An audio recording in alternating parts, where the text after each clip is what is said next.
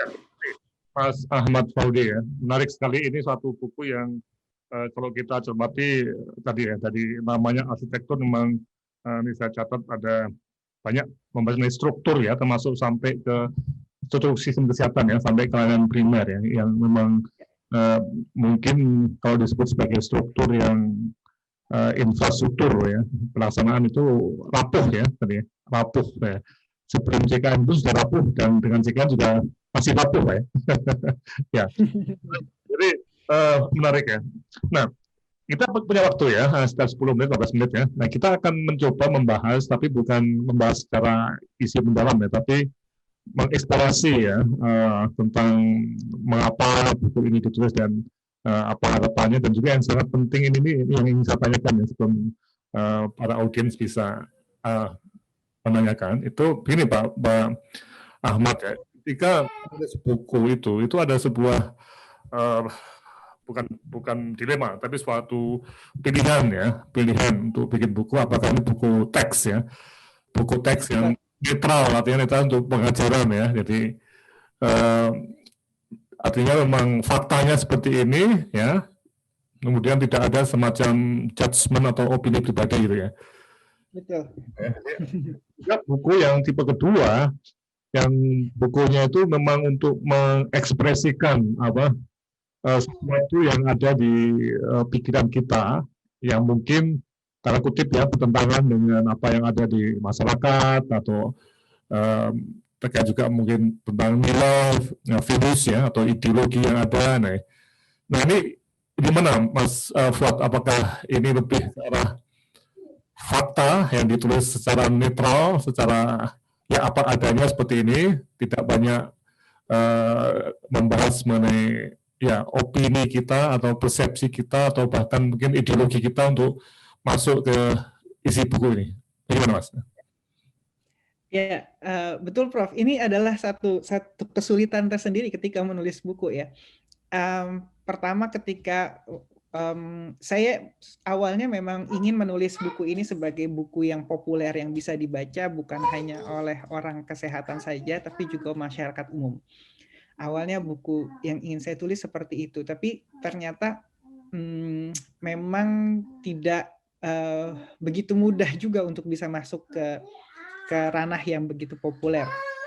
Jadi ini, tapi untuk menjadi sebuah textbook ini tidak memenuhi persyaratan sebenarnya, karena memang ada beberapa koridor yang saya langgar, termasuk juga ada unsur-unsur opini, Prof bilang itu ada beberapa unsur opini yang tidak mungkin yang saya masukkan sengaja memang dimasukkan lebih untuk memperkaya atau membuat ini menjadi lebih mudah diabsorb oleh orang yang membacanya.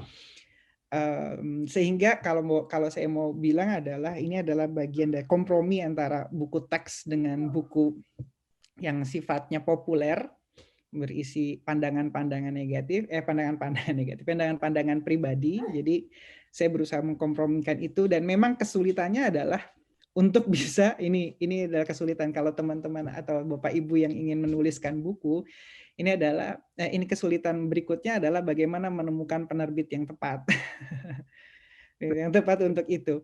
Karena penerbit textbook justru sudah jelas mereka punya koridor begini, buku ajar mereka sudah punya koridor seperti ini. Ketika mau masuk ke buku yang sifatnya lebih populer, mereka juga ingin pembahasannya jauh lebih luas dan lain-lain.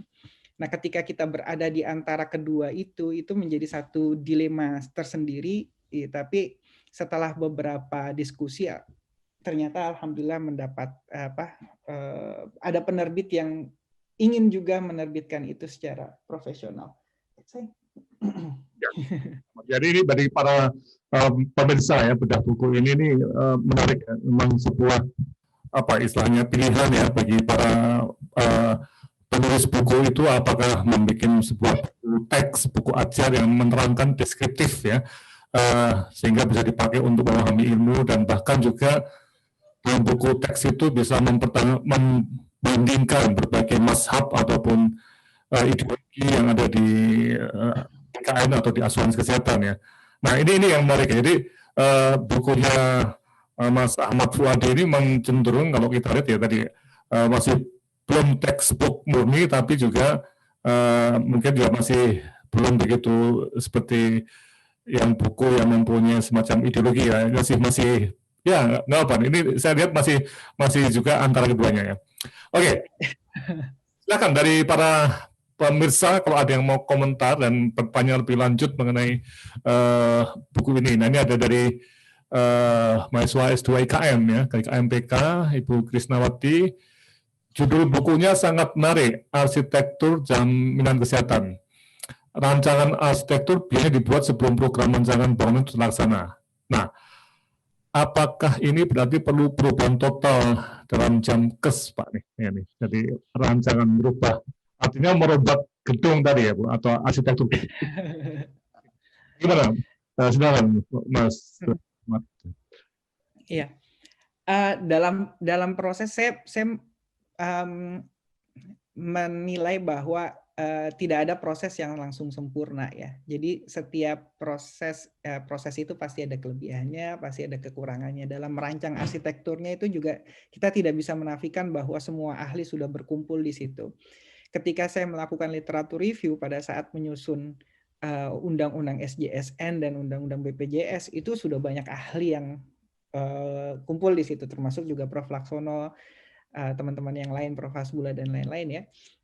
Saya pikir semua ide sudah tertuang di situ, tapi dalam proses perjalanannya dari konsepsi sampai dengan implementasi pasti ada, kita tidak bisa menafikan bahwa ada kekurangan-kekurangan yang harus ditambal, dan itu yang perlu kita kritisi, bukan dalam artian kita harus merombak total sebenarnya, tapi ada bagian-bagian mana yang perlu diperbaiki, mana yang sudah oke, dan itu perlu penajaman-penajaman dan perlu dibuka ruang environment yang baik untuk bisa akademisi-akademisi, mahasiswa, pelaksana semua untuk memberikan masukan yang konstruktif terhadap apa yang saat ini sedang berjalan. Ya, jadi kalaupun harus diremodeling, tentu tidak harus merombak dari ulang. Kita tidak ingin berupaya untuk merombak dari ulang dan memulai lagi dari nol. Itu bukan pilihan saya pikir. Dan mana yang harus diubah, mana yang harus dipertahankan, mana yang harus dipertajam atau dipercantik. Kan dalam arsitektur itu ya kita mau mengubah cakar ayamnya, atau kita cukup mengubah ini jendelanya jadi lebih besar, jendelanya jadi lebih kecil, atau sekadar oke, ini dinding kosong tapi kemudian kita ubah jadi ada lukisan dan lain-lain. Jadi ya pilihan-pilihan itu selalu ada dan bervariasi, dan justru memotivasi seluruh akademia ini untuk bisa memberikan masukan, kritik yang konstruktif sehingga arsitekturnya itu jauh lebih kokoh dan indah. Oke, ya ini menarik ya. Jadi ini ada hal-hal yang terkait dengan istilah bangunan mau dirombak total atau di diinovasi, diperbaiki kiri kanannya, nggak semuanya total dirombak ya. Oke, nah ini ada beberapa pertanyaan lagi ya. Silahkan naik lagi ya. Yang ini ya. Selamat sore Dr. Ahmad, saya Fauzan. Saya seorang PPDS IPD di FKUI RSCM. Izin bertanya dok, satu, terkait konsep buku ini. Kira-kira apakah harapan dokter bagi para kebijakan yang sudah membaca buku ini? Kemudian yang kedua, terkait unsur promotif preventif dalam suatu layanan kesehatan, menurut dokter apakah sudah tepat jika JKN dan BPJS sudah mengambil porsi ini? Terima kasih dokter. Ya, silakan Pak Ahmad. Nah, di sana nggak ada babysitter ya? Nggak ada. Jadi saya ini karena kerja dari rumah, jadi semuanya harus dikerjain.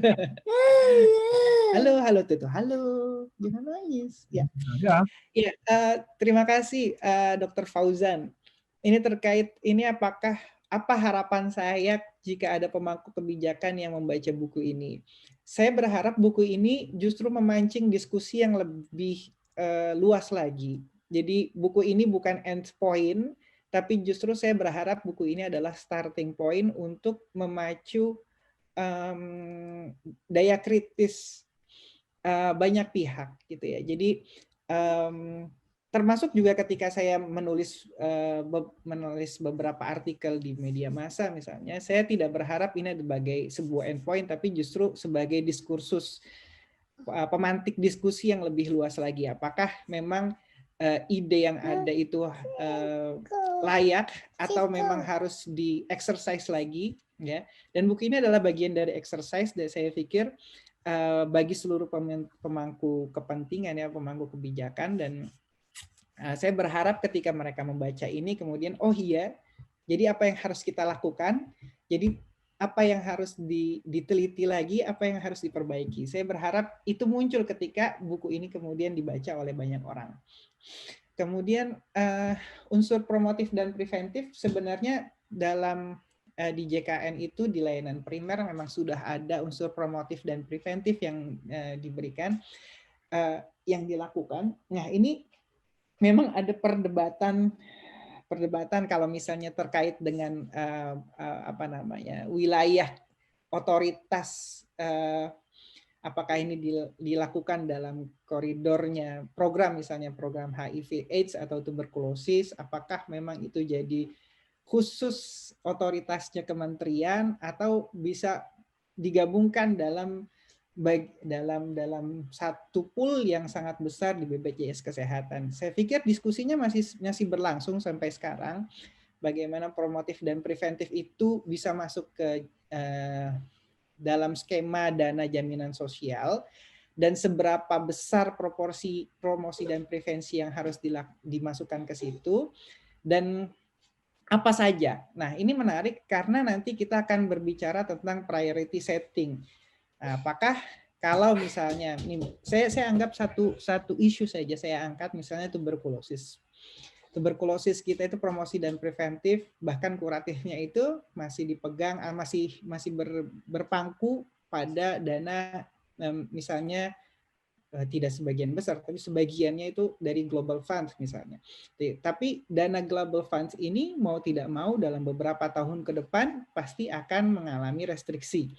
Sehingga mulai dari sekarang bagaimana pemerintah bisa berupaya memutar otaknya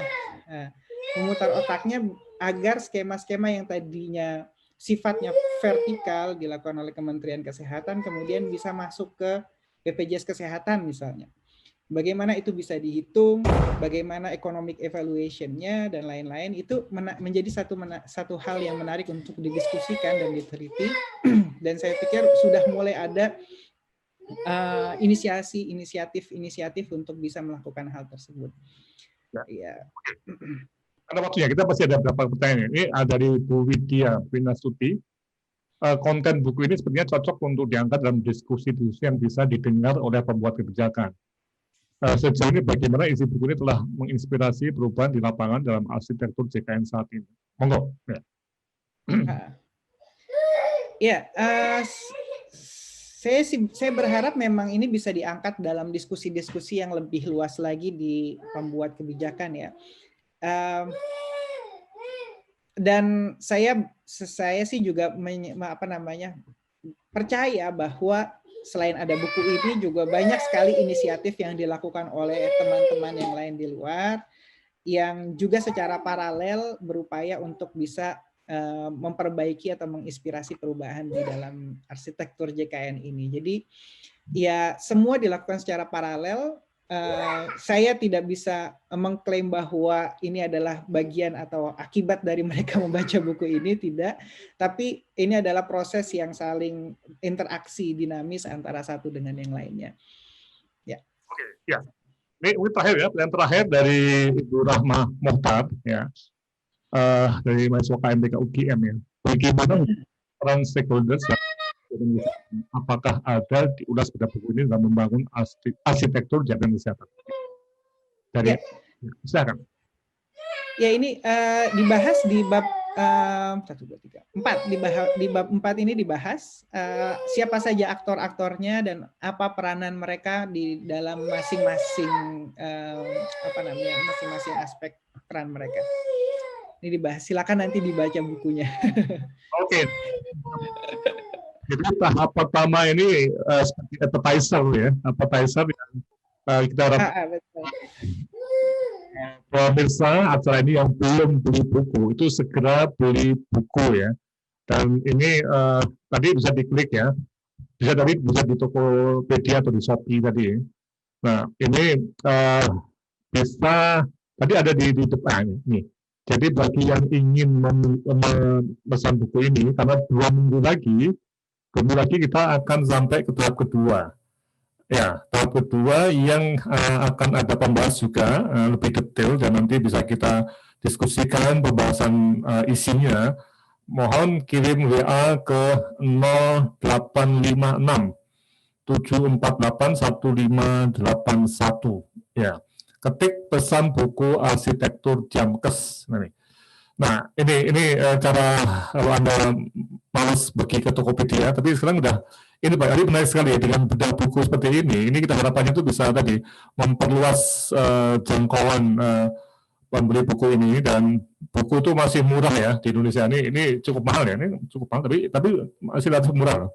130.000 ini kalau di euro kan berapa, Mas Ahmad? Di euro kan? Di euro kan hanya 9 euro itu, Prof. Ya, 9 euro ya. Di Belanda berapa buku yang seperti ini kira-kira? Di Belanda ini harga ini hampir 20 euro. Nah, jadi kita masih separuhnya, kita masih murah ya.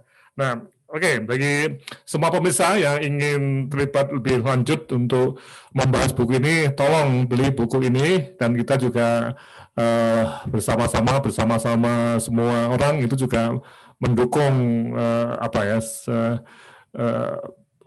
ekonomi buku ya penulis buku jelas ya, penerbit buku ya mungkin juga bahwa yang pengirim buku ya mungkin CNA dan lain-lain juga bisa berkembang ya ini. Jadi mari kita kembangkan selain ekonomi kesehatan juga ekonomi perbukuan. Ya. Oke, Mas Ahmad Fuadi, karena waktunya sudah habis ya. Sekali lagi terima kasih sekali, dan ini suatu awal ya, tahap pertama, dan kita bisa mendengarkan penulisnya ini dari Belanda, masih sangat muda ya, usia 34 tahun. Ini saya salah hitung nih saya kira 44, saya salah hitung 8-nya ya. Makanya karena saya kira lebih tua, karena biasanya para penulis buku itu yang senior Pak, betul nggak? Jadi saya juga mengalami pada waktu muda itu nulis buku itu nggak apa ya, nggak pede-pede. Saya baru nulis buku itu usia berapa ya? 40 tahun nih kira-kira. Ya 40-an tahun, 39 40 tahun ya. Nggak pede, tapi ini hebat sekali ya, Mas Ahmad Fuadi sudah menulis buku di usia 34 tahun. Ini buku berapa Pak? Buku keberapa nih? Ini buku kedua. Kedua. Yang pertama apa? Tentang apa? Yang pertama tentang jaminan kesehatan dan hak pemenuhan kesehatan. Oke, ya, jadi sudah ada 2 buku ya. Waktu berapa? Yang pertama tahun berapa? Itu tahun 2015, 5 tahun yang lalu. 5 tahun sekali. Ya, jadi 5 tahun sekali siklusnya. Dan memang 5 tahun sekali. Tidak begitu. Ini problem besar ya. Oke, saya kira ini ya, kita ketemu lagi 2 minggu dari sekarang, juga hari Rabu, cuman waktunya kayaknya juga jam segini ya, Mas Ahmad ya, lebih mudah, ya pagi-pagi tuh. Ya, terima. Iya, jam segini pas. Ya, jam segini, kita agak sore di sini, tapi mungkin untuk di Belanda cukup tepat ya waktunya, dan mungkin nanti kita akan cari pembahasnya, nanti minta siapa yang bisa membahas ini, Pak Ahmad ya, untuk kita diskusikan secara mendalam ya isinya. Oke. Saya demikian, sekian dan terima kasih. Sampai ketemu pada bedah buku berikutnya. Nanti yang minggu depan itu tahap kedua dari Bu Tias ya, tentang kebijakan kesehatan, juga dari UI, tapi dari FKM. Kalau Pak Ahmad ini dari FK ya. Kemudian kira 3 minggu lagi kalau begitu. Saya bedah buku saya Pak, yang 2019 akhir ya. Tapi bukunya itu buku yang ideologis Pak, jadi mungkin kontroversial ya, jadi lain bikin textbook ya. Mungkin Pak Ahmad tahu ya sikap saya terhadap single pool ya tahu. Iya tahu. Single pool itu menurut saya, nanti kita debatkan juga bisa. Ya, itu tidak cocok untuk bangsa kita yang begitu bervariasi, dan Thailand pun juga 3 pool ya. Thailand itu ada ya, betul. Dan ada pool bebas, masih ada pool bebas. free pool ya, yang komersial. Ketika saya menulis tentang pooling itu, saya juga membaca Ya. pendapatnya Prof. Laksono. Kalau jadul belum ada undang-undang pun kami di UGM logikanya emang jangan single pool. Ini perbedaan. Nggak masalah Pak, perbedaan itu sesuatu yang menjadi apa ya, rahmat ilahi. Tapi kita perlu untuk dari perbedaan tadi mencari sebenarnya apa sih yang cocok untuk bangsa kita dengan bukti empirik tadi. Oke. Saya kira ini sekian dan terima kasih. Kembali sampai ketemu ke 2 minggu lagi. Bye bye. Terima kasih. Assalamualaikum. Salam.